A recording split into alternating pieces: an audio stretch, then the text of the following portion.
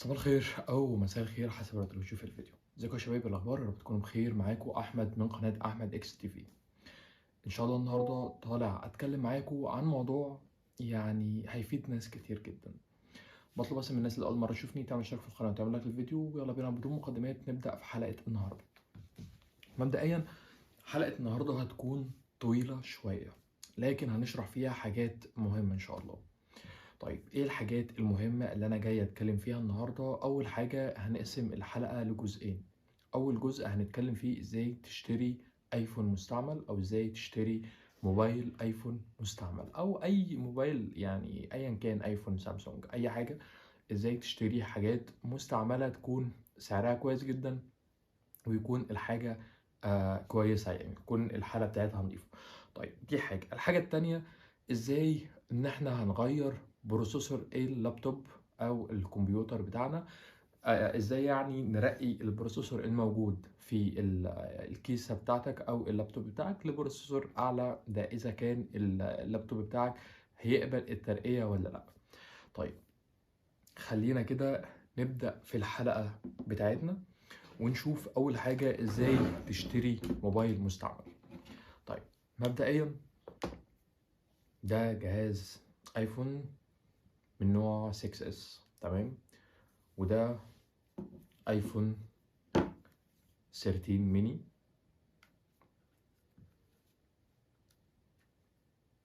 زي ما انتم شايفين دي الحالة بتاعته. وده ايفون 13 برو ماكس. طيب خلينا نبدأ بالموبايل ده ايفون 6 اس عادي جدا، مساحة 32، شغال معايا بقاله فترة كبيرة، عليه الاي كلاود بتاعي. المفروض ان انا كنت شاريه كسر زيرو، مفيهوش اي حاجة. شغال معايا كويس من اول ما جبته، هو تمام معايا، ما اثرش في اي حاجة. طيب ده لحد ما اكتشفت حاجة من فترة. الموبايل انا شاريه ما كانش عليه اي كلاود، لكن انا شاريه بدون العلبة بتاعته. زي ما انتم شايفين كده هو عليه الاي كلاود بتاعي، بس هشيل الجيميل او الايميل بتاعي، الاي كلاود عليه الصورة بتاعتي والاي كلاود بتاعي. طيب انا شاري الايفون ده بدون علبة، 6S مساحة 32، شاريه بدون علبة. الكلام ده من سنة ونص. التليفون مفيش فيه اي حاجة واجهتني، المكالمات كويسة، بيشحن كويس، الحالة بتاعت الجهاز كويسة. طيب انا اكتشفت حاجة للأسف، طلع الجهاز ما يسويش اي حاجة. طيب الجهاز ده انا اضطريت ان انا افرمته من 6 شهور. كان المساحة اتملت واضطريت ان انا افرمت الجهاز. دخلت على الاعدادات ونزلت تحت هنا على اعادة ضبط المصنع، وعملت للجهاز ضبط مصنع. طيب اللي حصل بعد كده ان انا لما فرمت الجهاز، جيت بفتح الجهاز، طلب مني باسورد للاي كلاود وايميل انا معرفهمش. يعني انا اكيد عارف الاي كلاود بتاعي، الجيميل او الايميل ايا كان بقى، هو جيميل ولا ايه، واكيد عارف الباسورد.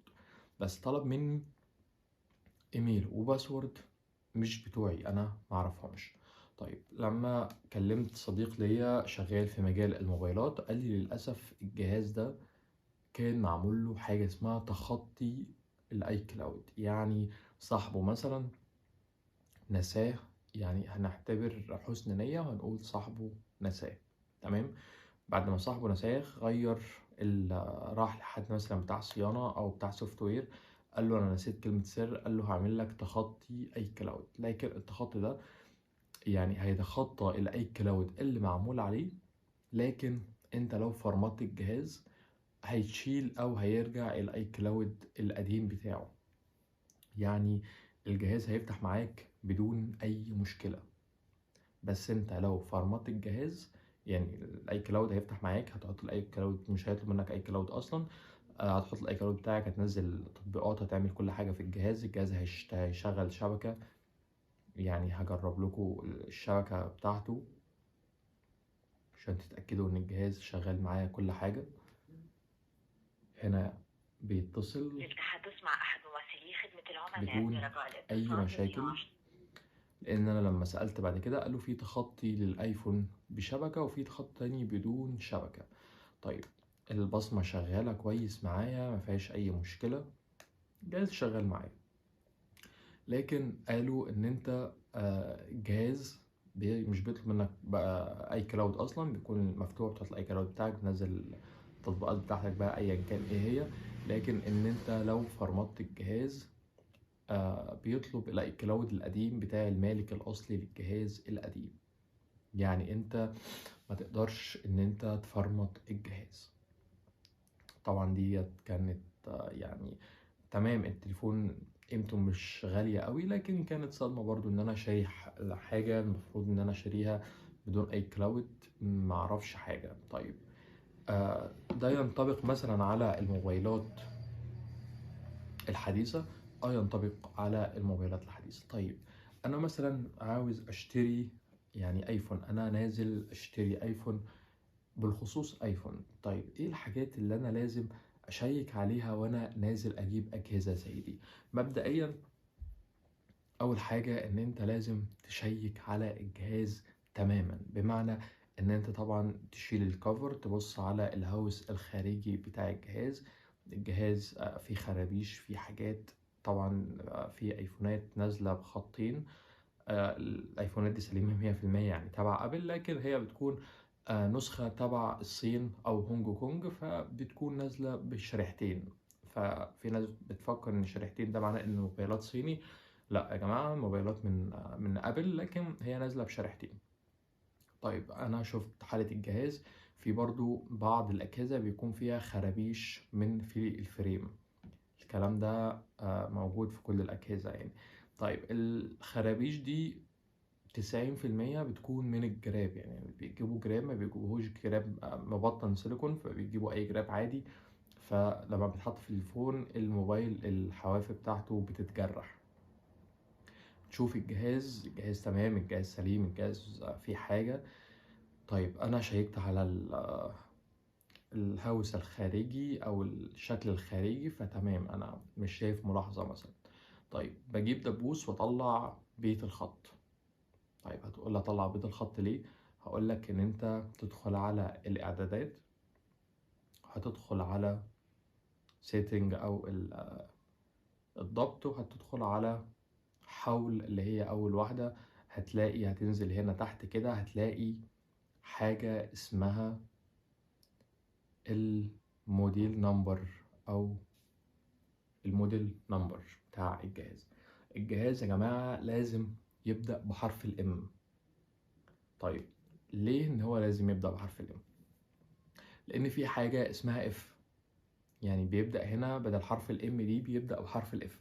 اف ده يعني معاد تصنيعه، بمعنى ان الجهاز مثلا انا كمستخدم اشتريت ايفون جديد، استخدمته لقيت فيه عيب صناعه، رجعته لابل عشان اخد ايفون تاني مكانه.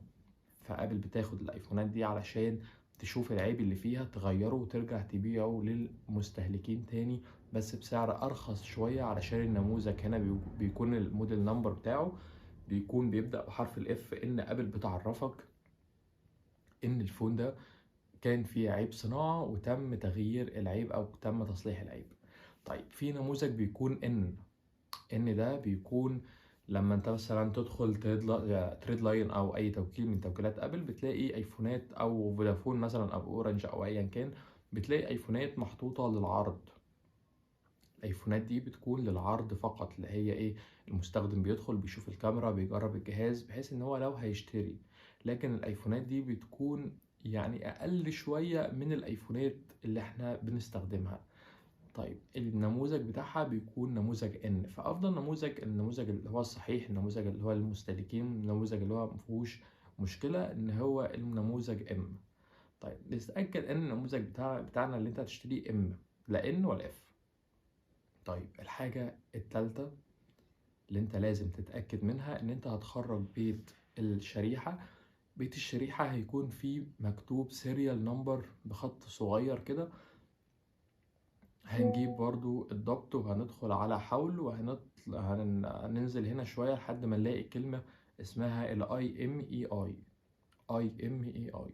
نقارن الرقم اللي على بيت الشريحة بالرقم اللي ظاهر في ال IMEI، بحيث ان بيت الشريحة ما يكونش متغير، يكون هو الرقم اللي موجود هنا هو اللي موجود على بيت الشريحة. ودي خطوة مهمة جدا هتعرفك ان الجهاز ده تجميع جاي من الامارات او جاي من الصين ولا الجهاز اصلا.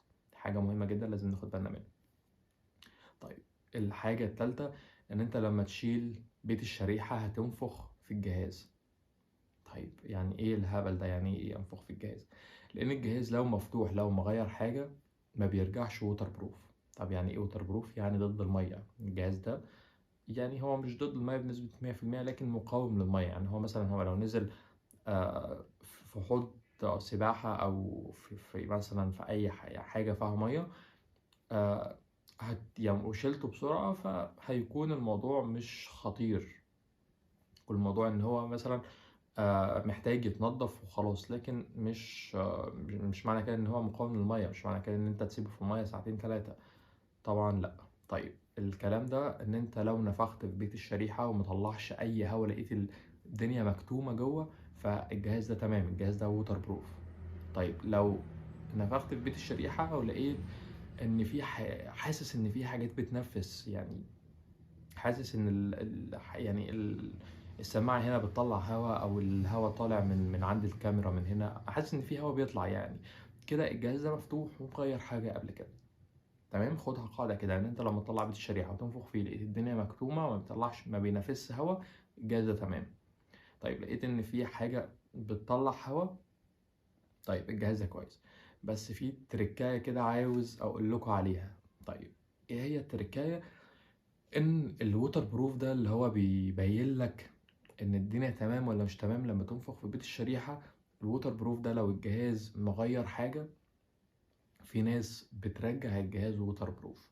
طيب هيعملوها ازاي؟ الووتر بروف ده بيكون لزقة دبل فيس سودا كده خفيفة، بتكون بين الشاشة وبين بوردة الجهاز. فمثلا بتاع الصيانة غير أي حاجة جوه، هيحط اللزقة دي، تمام، وهيقفل الجهاز وانفخ براحتك، الجهاز مش هيطلع هوا. هتقول لي ايه يا عم انت زودتنا، انت لسه بتقول لي لو نفخت في الجهاز يبقى تمام، ما طلعش هوا تمام، طلع هوا ما يبقاش تمام. هقول لك اللي انا بقوله لك صح، لكن في ناس بتغير في الجهاز حاجات جوه وترجع الجهاز ووتر بروف تاني، وبعد كده يقول لك خد يا عم انفخ براحتك الجهاز ما اتفتحش. طيب في الحالة دي تعمل ايه؟ في الحالة دي لازم تاخد جهازك وتروح لحد بتاع صيانة يكشف لك على الجهاز. طيب هتقول لي هو هيعرفوا منين، او انا هعرف منين اذا الجهاز غير حاجه؟ هقول لك لو الجهاز غير حاجه هتدخل هنا على الضبط، تدخل برضو على الاعدادات، وهتدخل على حول او about. طيب لو الجهاز مغير حاجه هيظهر لك هنا في الاعدادات هنا ان الجهاز فيه قطعه مش معروفه. طيب يعني ايه قطعه مش معروفه؟ يعني في شاشه مش اصليه متغيره في الجهاز ده، هقول لك ان هو الشاشه غير معروفه. طيب حد مغير البطارية هيكتب لك هنا برضو البطارية غير معروفة، يعني ان هو البطارية دي متغيرة قبل كده ومش تبع ابل. طيب لو متغيرة في الضمان هيجي يقول لك برضو ان البطارية متغيرة او تم تغييرها، هنا برضو كده هيحصل لك البطارية متغيرة من قبل ابل، او ابل اللي مغيرها. ففي الحالتين ان هو بيعرفك برضو ان الجهاز ده اتفتح في ابل او اتفتح بره. طيب في ناس ممكن تغير شاشة، ممكن تغير بطارية وما تظهرش الرسائل دي، وممكن انت ممكن تغير كاميرا والرسائل دي برضه ما تظهرش. هتقول لي يا عم انت زاولتنا في ايه؟ اقول لك في دلوقتي ناس في القاهرة بيعملوا فيديوهات.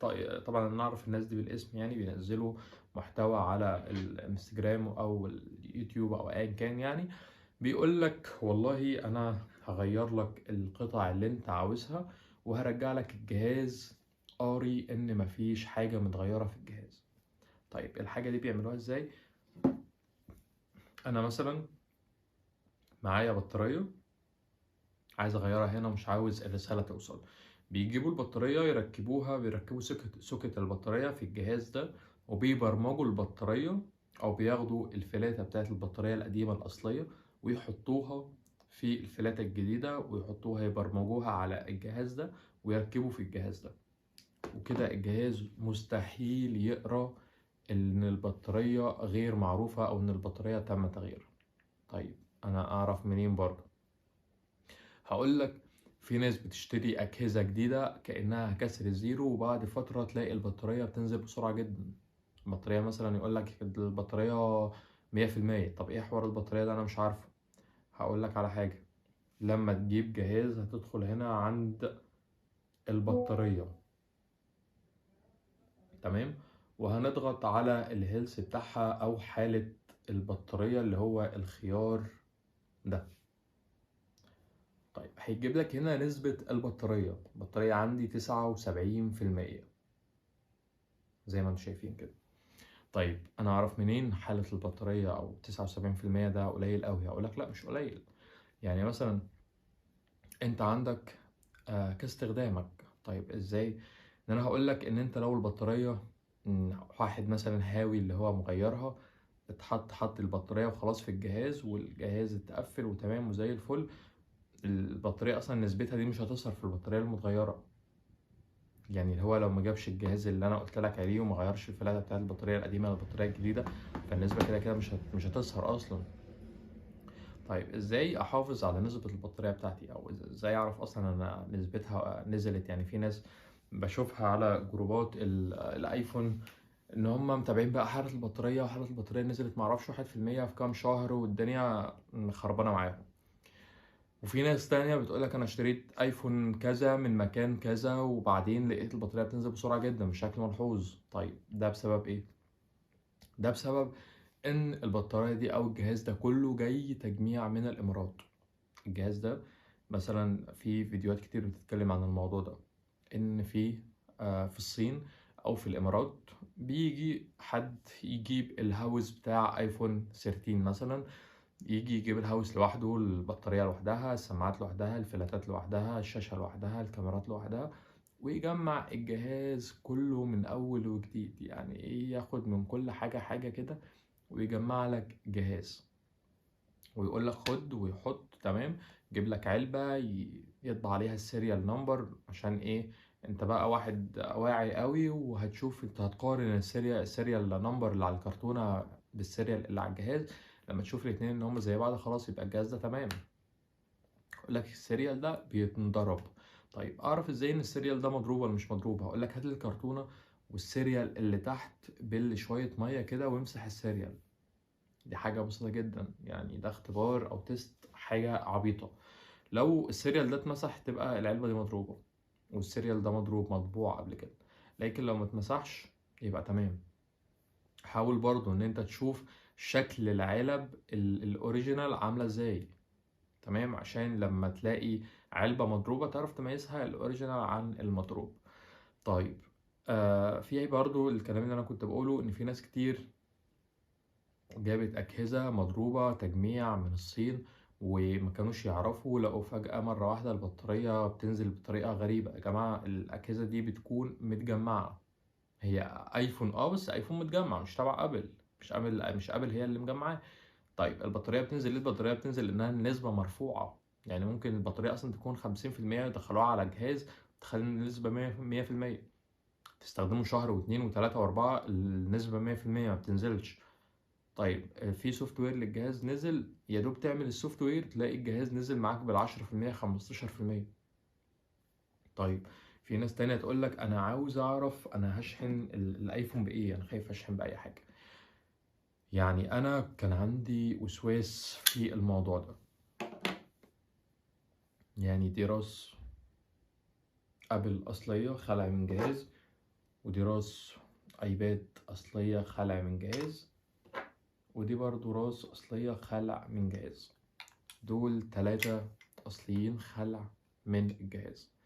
لما سألت على جروب للايفون صورت لهم المعلومات اللي هنا على راس الايباد، وقلت لهم الايباد ده اصلي، عايز اعرف الايباد ده اصلي ولا لا، وعادي ان انا اشحن بيه ايفون 13 ولا لا هيكون فيه مشكله.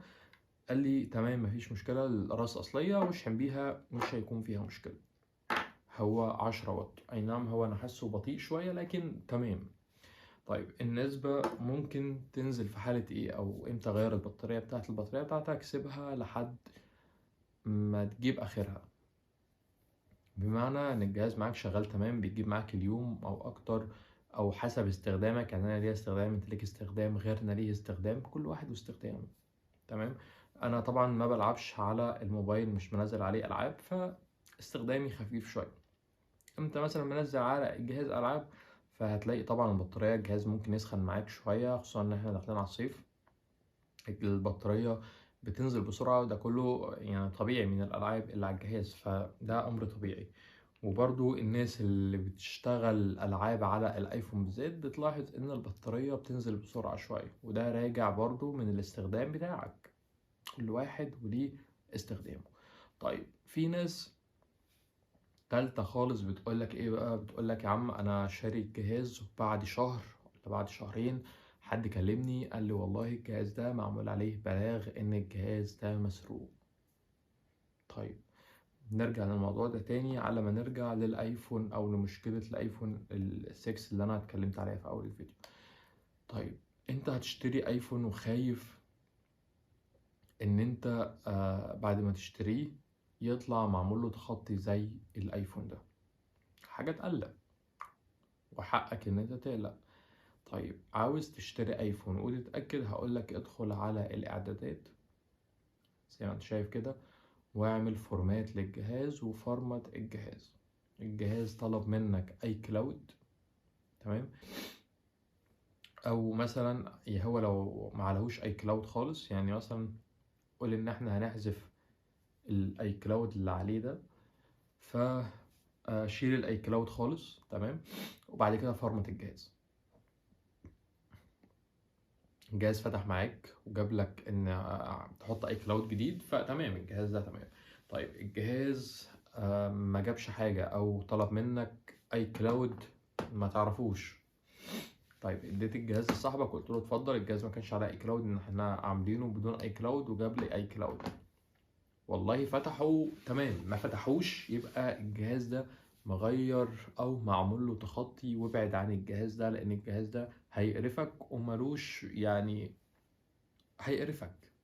هنقول مثلا ان صاحبه نسى الاي كلاود، وممكن يكون الجهاز يعني متاخد من حد، فلو معمول له تخطي ابعد عن الجهاز ده. طيب نرجع لموضوع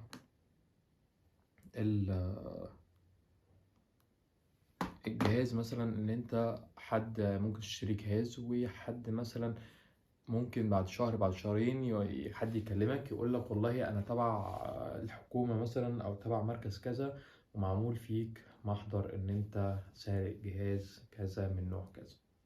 طيب مبدئيا اثبات الملكية للجهاز او اي اثبات ملكية هي كرتونة الجهاز، تمام. فانت حاول ان انت اي جهاز تشتريه يكون معاه البوكس بتاعه او الكرتونة بتاعته. زي ما قلت لكم برضو اي جهاز تشتريه تشوف السيريال او تقارن السيريال الموجود على الكرتونة بسيريال الجهاز، وتجيب مية وتمسح السيريال، بحيث ان لو السيريال اتمسح يبقى كده الجهاز او الكرتونة مضروبة. طيب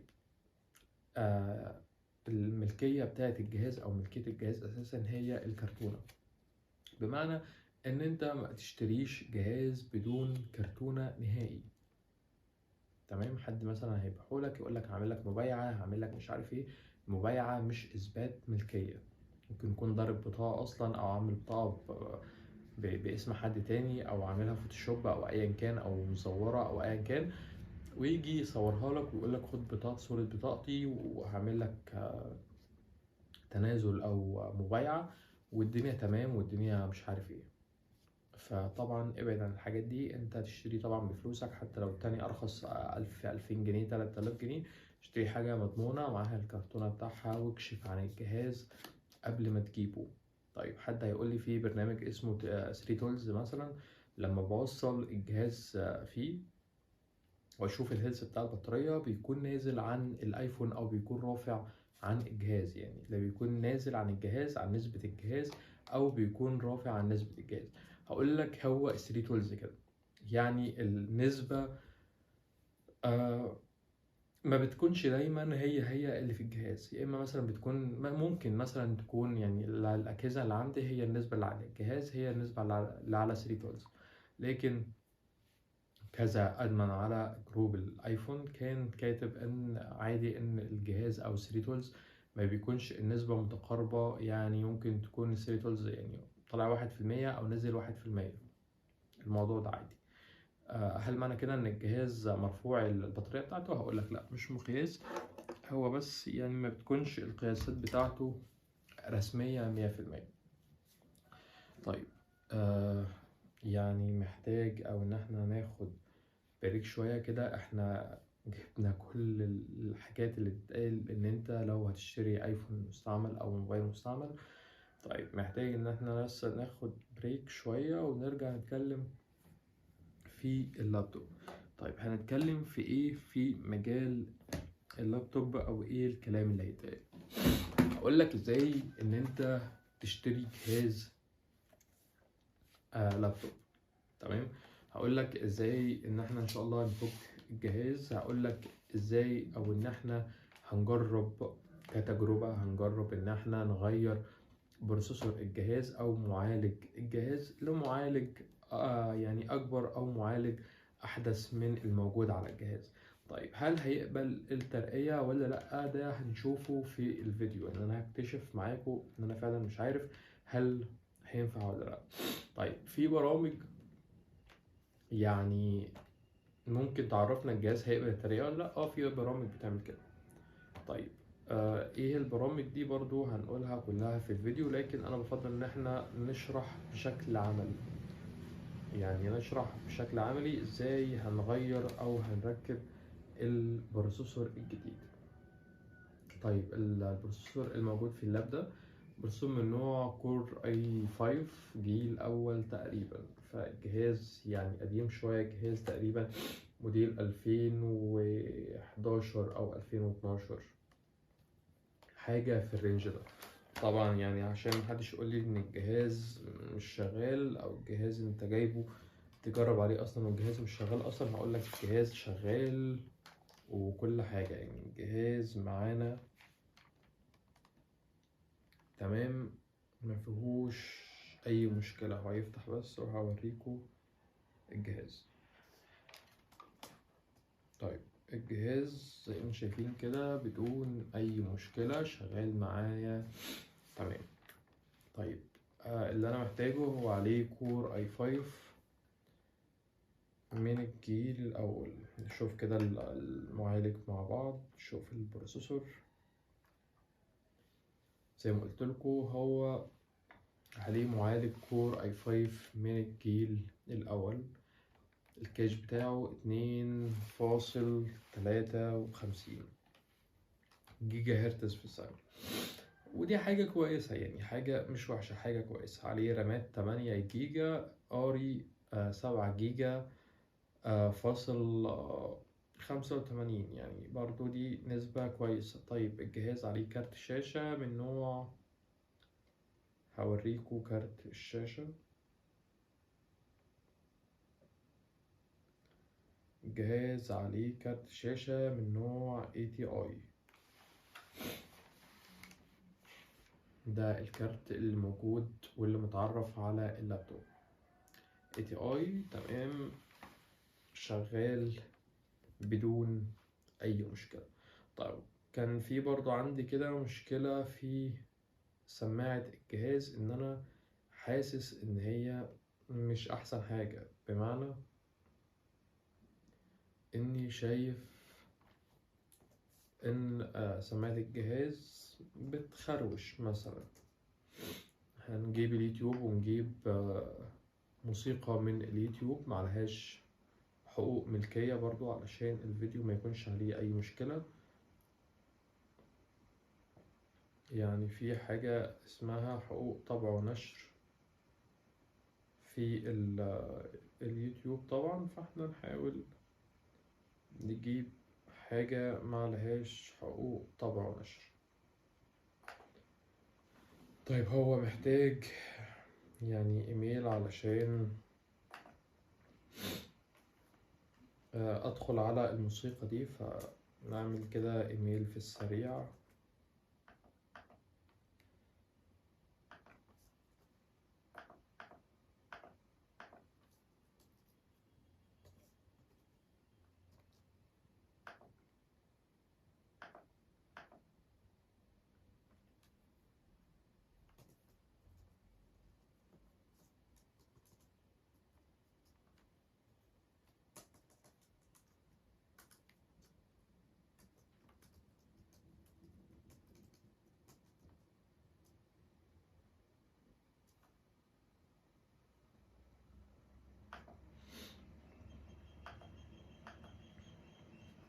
كل ده ان احنا بنعمل بس جيميل، بحيث ان احنا نشوف سماعة الجهاز هل هي محتاجة تتغير ولا الدنيا معانا تمام.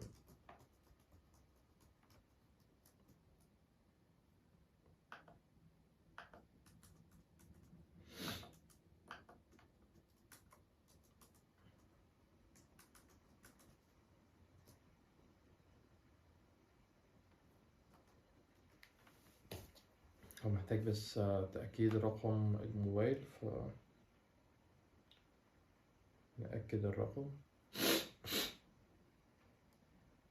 وبرضه نسينا نتكلم في حتة تجربة الآيفون. لو انت مش هتوديه لحد ان هو يعني يشيك لك على الجهاز، فانت لازم طبعا تجرب الكاميرا بتاعة الجهاز، تجرب الصوت، طبعا كاميرا البورتريه، كاميرا الحاجة دي. لازم ان انت تجرب كل الحاجات دي في الجهاز قبل ما تشتريه.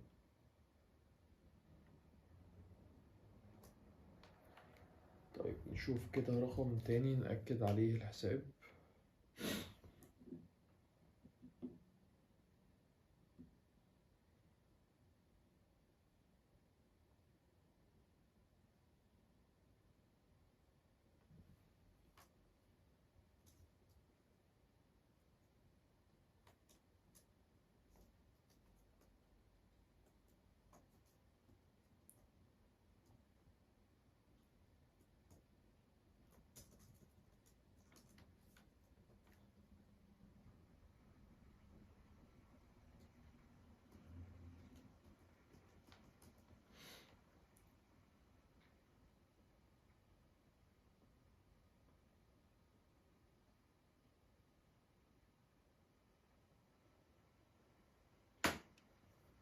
هو برضو مش راضي ان هو يقول يمكن استخدام هذا الرقم لإثبات الملكية.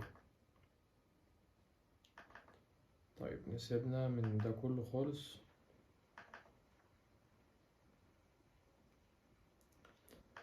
طيب مبدئيا هو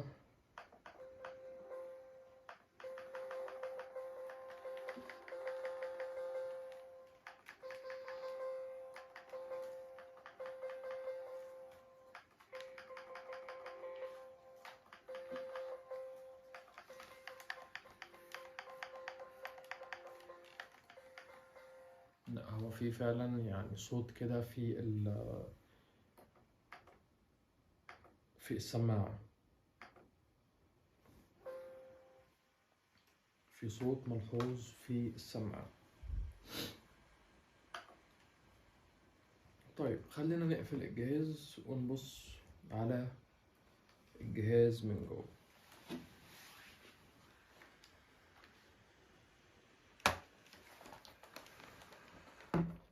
طيب خلينا نعدل الكاميرا.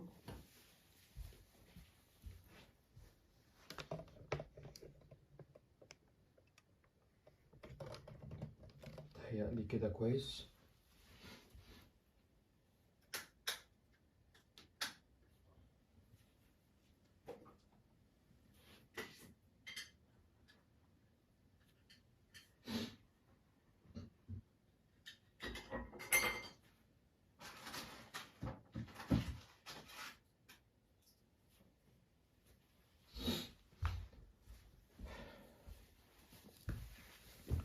طيب دي كده المعالجات اللي موجودة معانا أو اللي احنا هنجرب عليها.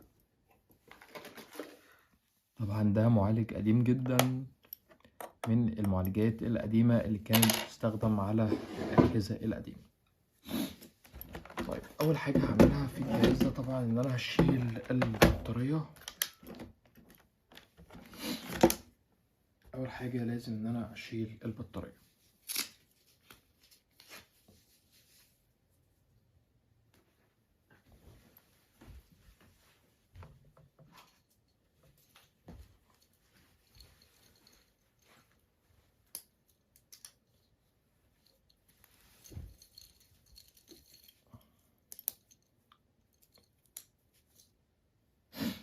طيب بعد كده هنقلب الجهاز عادي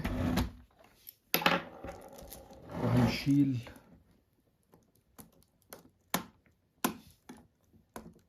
الكيبورد. دي طبعا يعني خطوة مهمة جدا اللي هي رفع الكيبورد.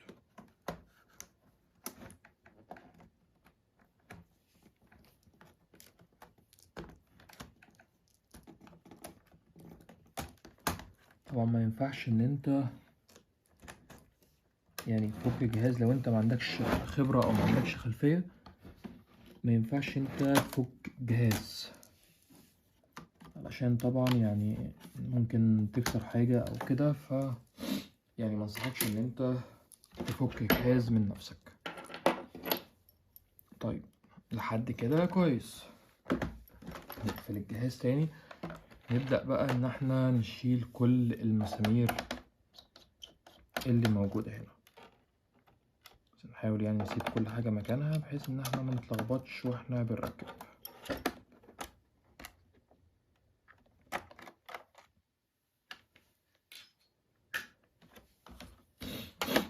نرفع الهارد كده بالراحة.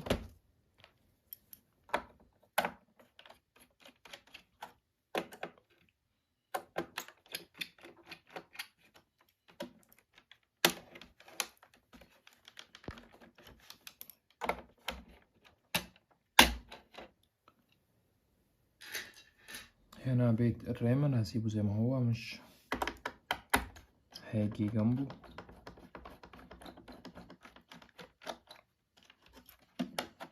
هنا الهارد الخارجي طبعا اللي انا مركبه.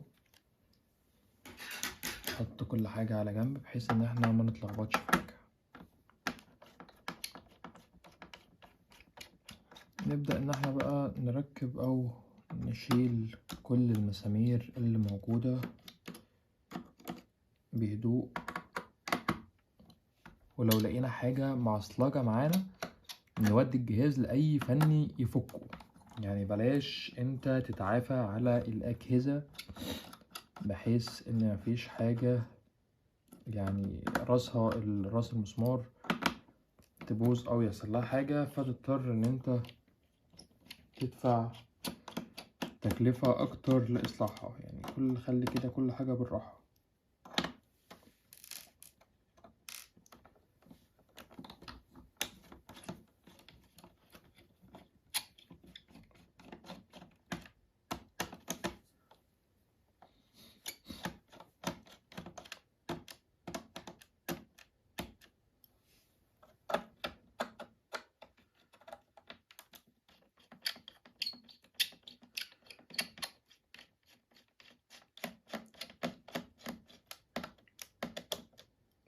طبعا في مسامير فكتها بس لسه جوه. طبعا ده هتتشال دلوقتي لما نعمل الجهاز.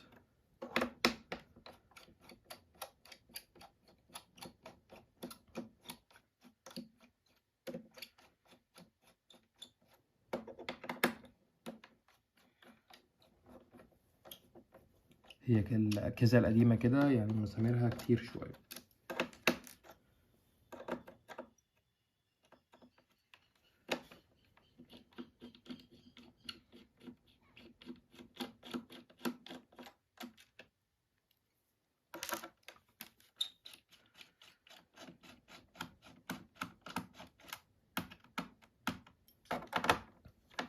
المسامير دي مش هتطلع علشان المفك محتاج مغناطيس بحيث ان هو يسحب المفاتيح او المسامير اللي موجودة دي.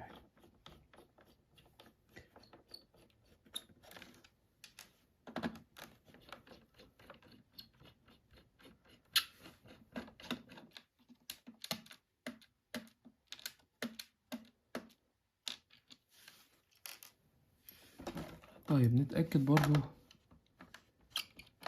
يعني قبل كل حاجة وقبل انت ما تسحب اي حاجة لازم تتأكد ان انت شلت كل المسامير، علشان انت لو ما تأكدتش ان انت شلت كل المسامير من هنا فلما ترفع انت الهوس هيتكسر معاك.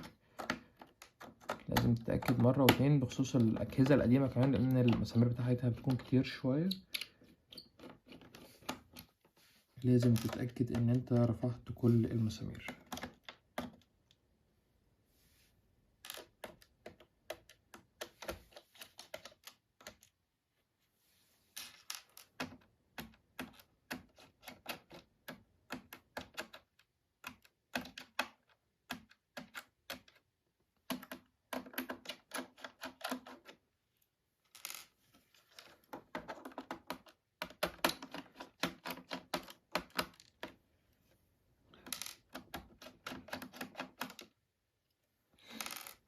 طيب احنا كده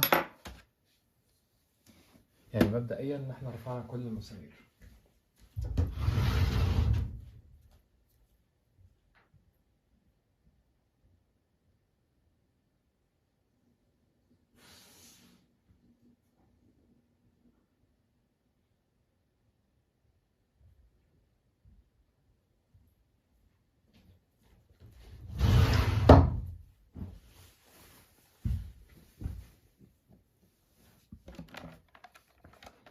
كده زي ما شايفين بالحالة دي تمام. احنا كده برضو نبص بصة أخيرة ان احنا فكينا كل حاجة ولا لأ.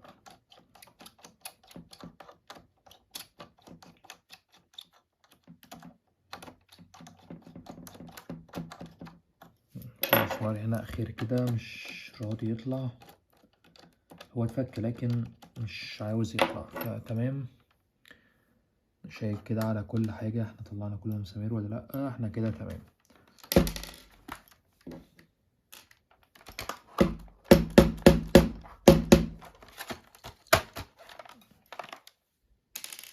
كده كل المسامير طلعت. طيب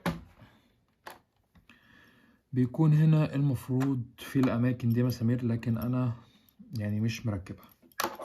طيب نفتح الجهاز ازاي؟ كل طبعا جهاز ليه طريقة فتح معينة. تمام، يعني هنا نظام كليبسات، فأنا هبدأ كده واحدة واحدة.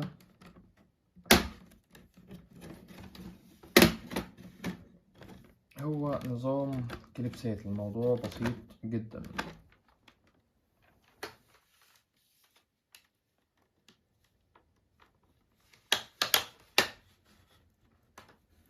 الصوت اللي انت سامعه ده صوت الكليبسات. طول ما احنا سامعين صوت الكليبسات فكها كويس كده يبقى احنا كده ماشيين تمام.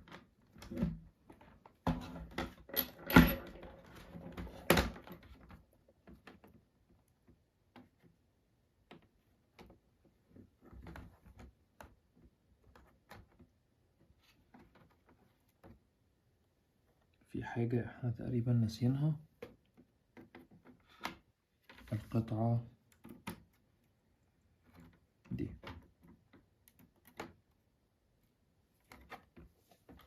القطعة دي مسؤولة عن تشغيل الماوس.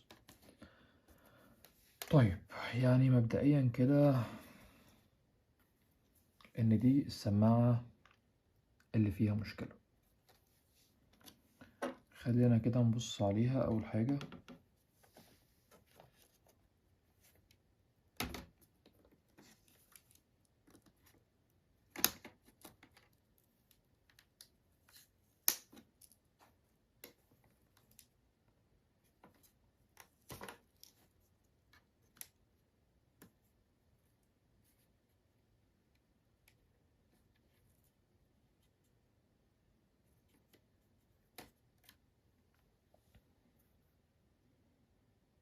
طيب كده مبدئيا السماعة بالشكل ده، يعني اكيد لازم ما تشتغلش.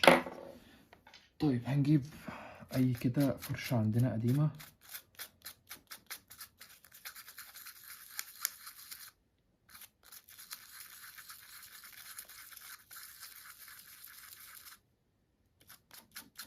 وهننضف السماعة كويس جدا بيها.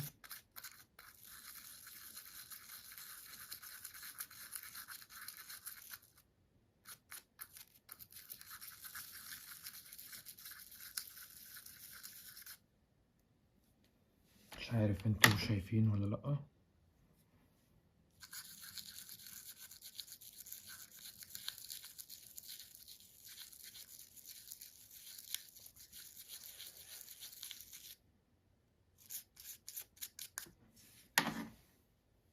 طيب ده مبدئيا زيت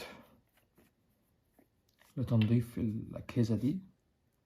يعني أنا كان عندي زرار الباور ده بيعلق، فهجيب كده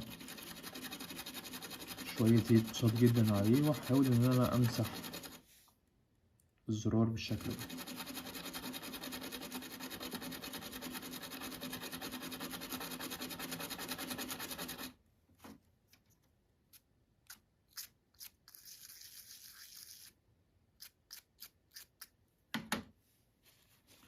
بعد ما نخلص هنمسح السماعة طبعا كويس جدا.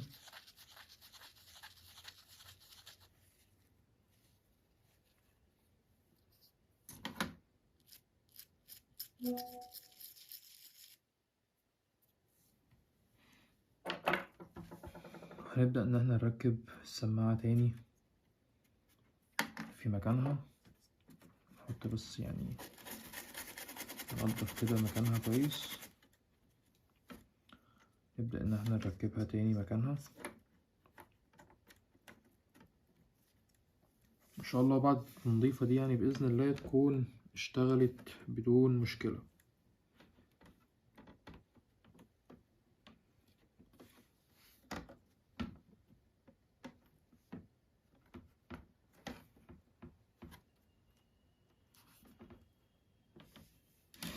طيب نحاول نشيل السماعة التانية برضو بحيث إن احنا ننضفها. السماعة التانية تمام، لكن نحاول ننضفها.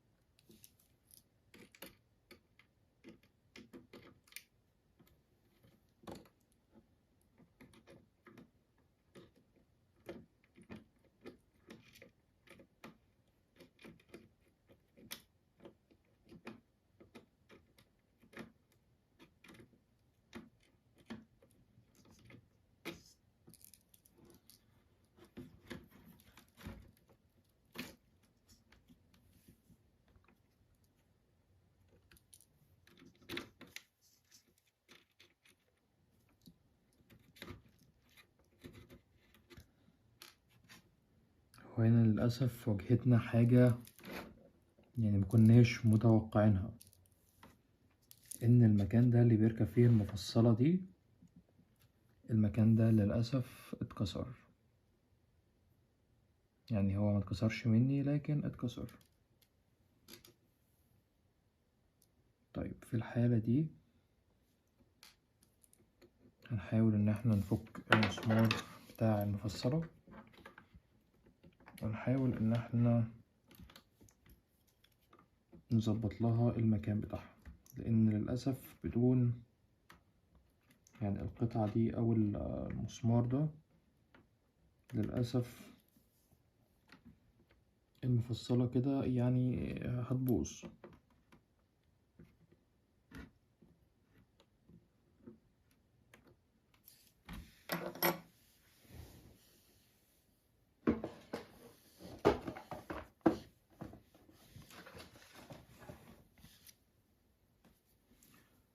بالبنزة كده ماسكة بس خفيفة على المسمار بحيث ان انا بس اعرف افك المسمار مش اكتر.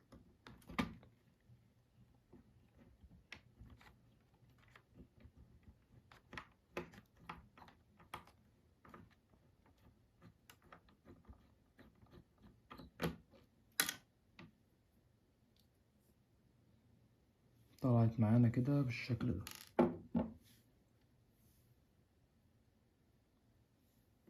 لكن انا دلوقتي عندي مكانين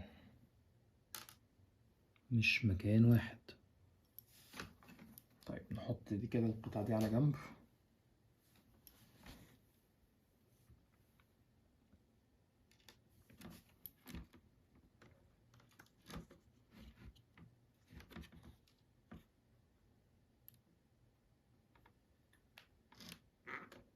طيب احنا كده هنحتاج ان احنا نرفع للأسف البوردة كلها.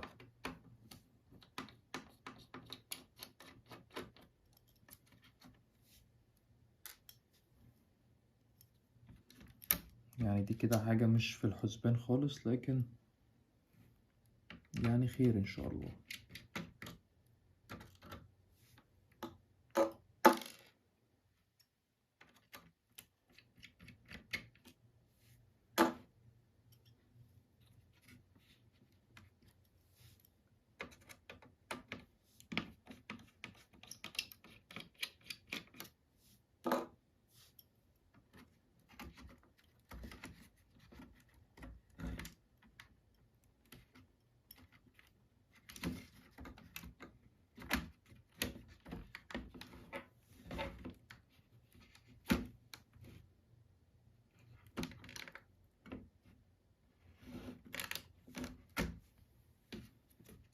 انا مش شايف ان باقي هنا مسامير،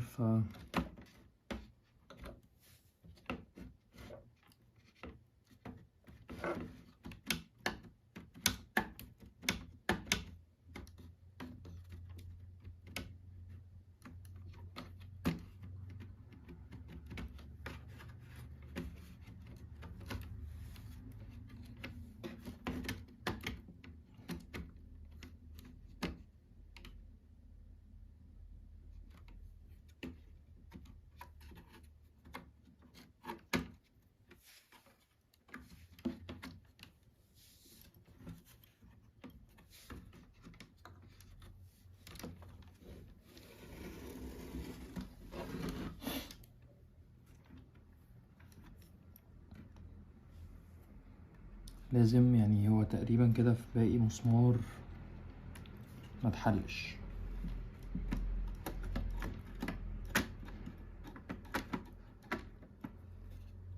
هو طالما في مسمار ما اتحلش يبقى البوردة مش هتطلع معانا.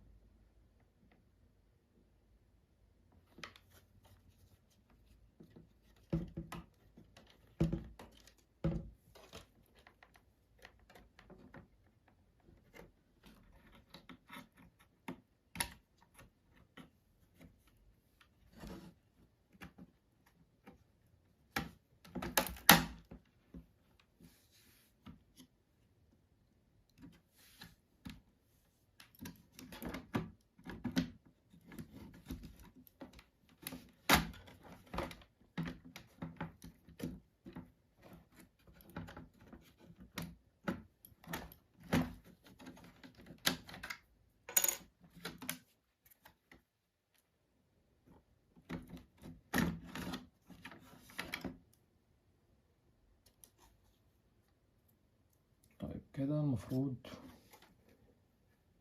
الدنيا معانا تمام. نشيل كده المذر بورد على جنب ونشوف هنا المشكلة دي من ايه.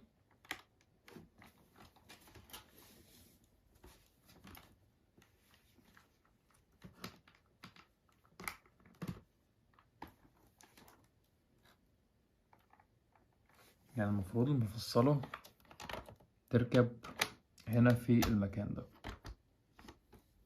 طيب فللأسف يعني المفصلة هنا حصل لها مشكلة.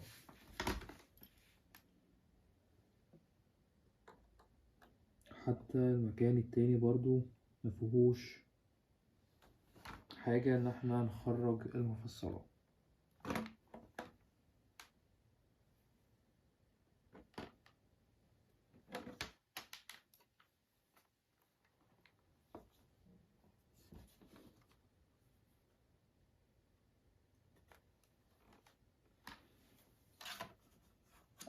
طيب انا شايف يعني الموضوع سهل مش صعب.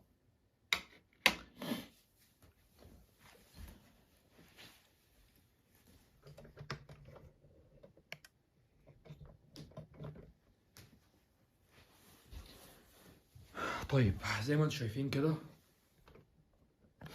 يعني طلع في حاجات كتير في اللابتوب يعني. بس ان شاء الله كل مشكلة ولها حل. طيب دي كده المذر بورد اللي احنا المفروض هنشتغل عليه، او ان احنا المفروض هنغير المعالج بتاعها. يعني انا شايف ان حتى المعجون الحراري اللي على البروسيسور او المعالج يعني لحد ما كويس شغال. برضو المروحة شغالة مع انها مثلا صوتها ممكن يكون عالي شوية، لكن يعني لحد ما شغالة تمام. طيب حاليا المشكلة بقى في الحاجات دي اللي هي المفروض ماسكة المفصلة بتاعة اللابتوب. يعني المفصلة كده مخلوعة بالشكل ده.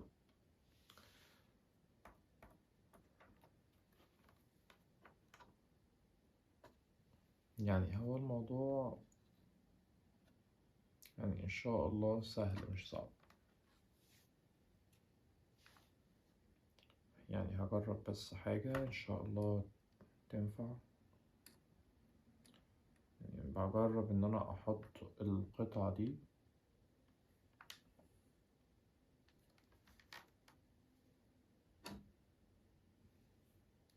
يعني أنا مش عارف القطعة دي بتكون فين بالظبط. القطعة اللي أنا أمسكها في إيدي حاليا دي المفروض إنها تتركب فين بالظبط.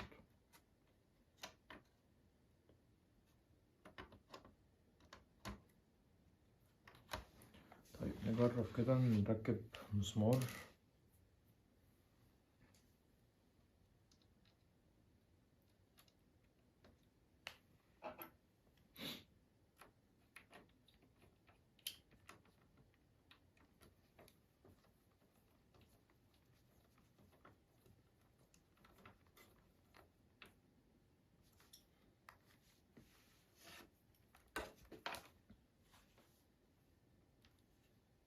تمام.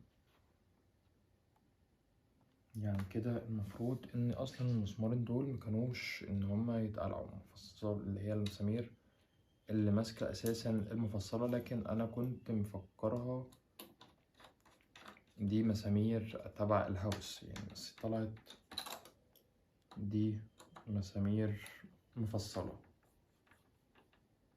طيب خلاص كده احنا ركبناهم بدون مشاكل. يعني هي كده مفصلة مش هنحتاج ان احنا نعمل فيها حاجة، لكن هي ممكن تكون ناشفة بس شوية. طيب النشفان المفصلة ده يعني أنا هحط على المفصلة هنا يعني نقطة زيت بحيث إن هي تبقى سهلة في الاستخدام شوية. طبعا محدش يقولي أحط زيت أكل، تمام؟ كده في ناس ممكن تشغل دماغها، أكيد مش هنحط زيت أكل. الزيت اللي أنا بستخدمه ده كويس جدا للحاجات دي. طيب نجرب برضو عشان نتأكد إن الزيت وصل لكل مكان ليها. هنقفل الجهاز وكده ونفتحه واحدة واحدة. طبعا يا جماعة برضو بأكد إن أنت لو مش هتعرف تعمل الكلام اللي أنا بعمله ده فما تخاطرش وتعمل الحاجات دي. طيب ندي كده تلميعة للمكان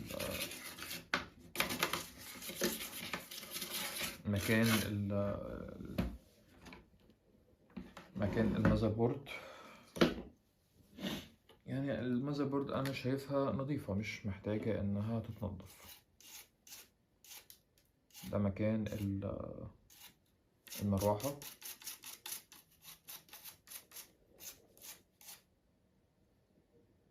تمام.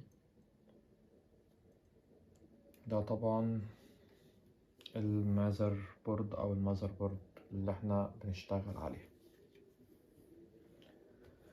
طيب اللي انا محتاج ان انا اجربه واشوف تمام ولا لا اللي هي السماعة. يعني قبل ما نعمل اي حاجة في الجهاز انا محتاج الاول ان انا اركب المذر بورد ونشوف هل السماعة هتشتغل بشكل كويس ولا لأ.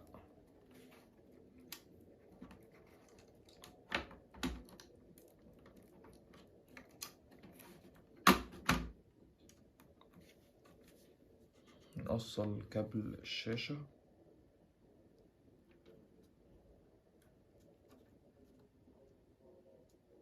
طبعا الحاجات دي بتكون حساسة شوية، يعني أي خطوة فيها غلط ممكن تبوظ لك كل حاجة.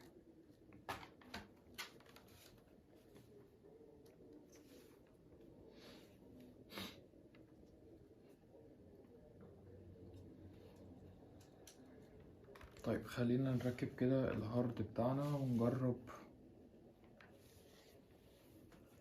يعني كل ده بس انا عاوز ان انا اجرب السماعة هتبقى تمام ولا لا. نحط الفلاتات بتاعتنا، واهم حاجة مننساش سوكت السماعة.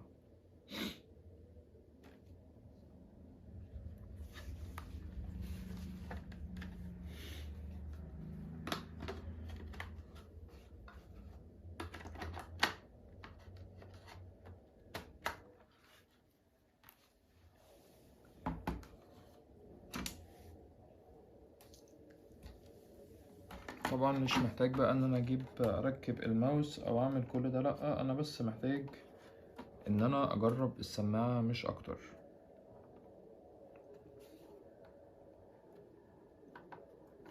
تمام، كل حاجة كده تمام. هجيب الشاحن بس ونجرب كده مع بعض.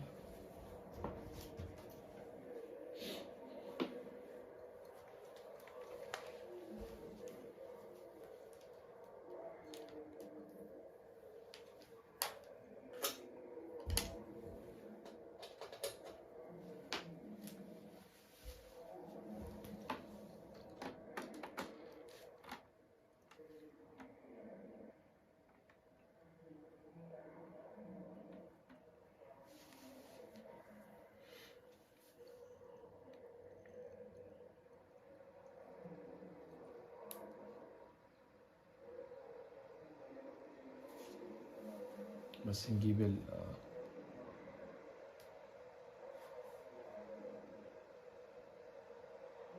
طيب كده هو الجهاز فتح. نجيب الماوس اللاسلكي علشان نجرب بالماوس.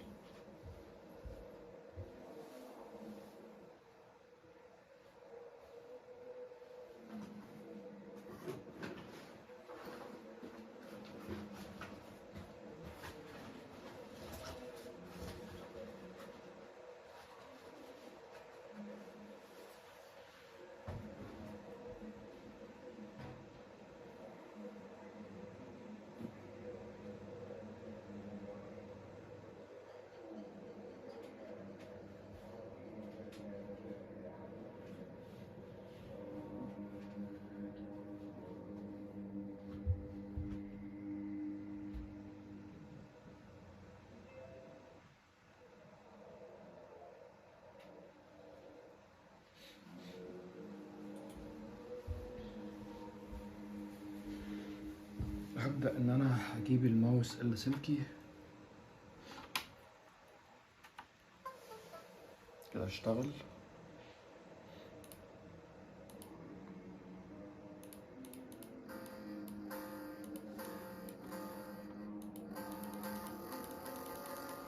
لا برضو لسه فيه،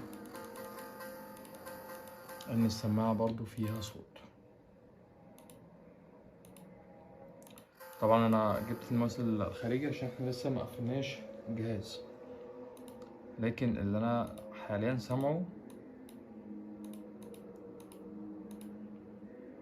ان لسه السماعة فيها صوت.